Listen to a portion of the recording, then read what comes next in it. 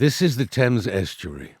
Here, less than 30 miles from the suburbs of the capital, little more than a mile from the holiday beaches of Sheerness and Minster, lies the wreck of the American Liberty ship, Richard Montgomery.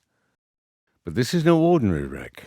12 warning buoys are the only indication that an exclusion zone exists. Within this area, exposed to the elements, lies the American cargo ship.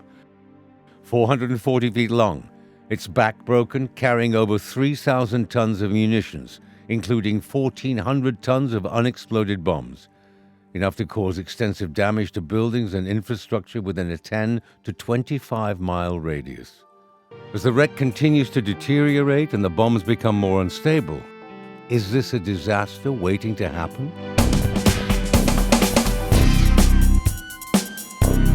Broadcaster David Riley is one of many who are concerned about its condition. The ammunition and explosives have been on board since 1944.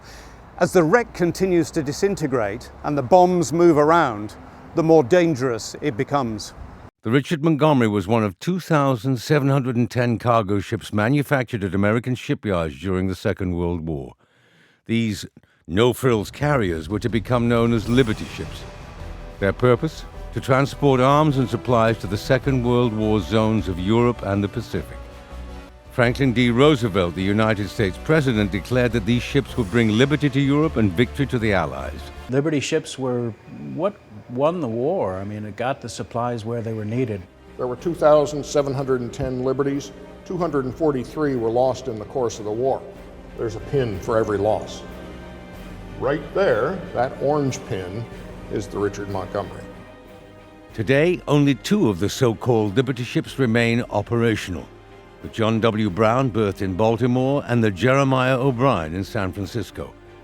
They function principally as museum ships, with volunteers recalling their heroic wartime feats that helped many nations ensure their freedom. When the war ended in 1945, the leading bomb disposal expert, Major A.B. Hartley, assessed the state of the wreck and its lethal cargo. And his statement to the Parliament of the day was, leaving the vessel alone is not an option. Periodically, unexploded bombs are washed up on shore or caught in fishing nets. We do get shells in it at times. Yeah, I think there's been a mine caught there. There's always this big worry that if it does go up, there's going to be a massive tidal wave and ship will get washed away. Attempting to offload the bombs would not only cause logistical problems, it would also be highly dangerous. The problem is this: you would have to evacuate the whole of Sheppey pretty well if you were going to start messing around with that ship. And in the real world, for a government to evacuate from their homes 40,000 people and all the businesses associated with the generation of the economy on Sheppey, and expect months later everything to return to normal is simply fanciful. It's not going to happen.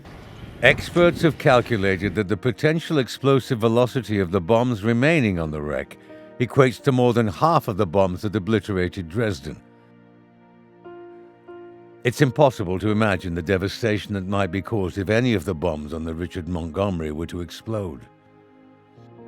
If that ship was to go up now, what the worst that would happen is there'd be a tsunami. The Thames Barrier opened in 1982 and is already under pressure from the increased volume of water caused by global warming. Experts have suggested that waves of anything between 4 and 16 feet could surge into the Medway and along the Thames route depending on events.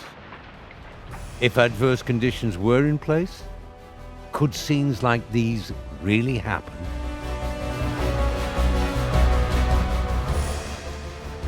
So, while it continues to deteriorate, the Richard Montgomery remains a disaster waiting to happen.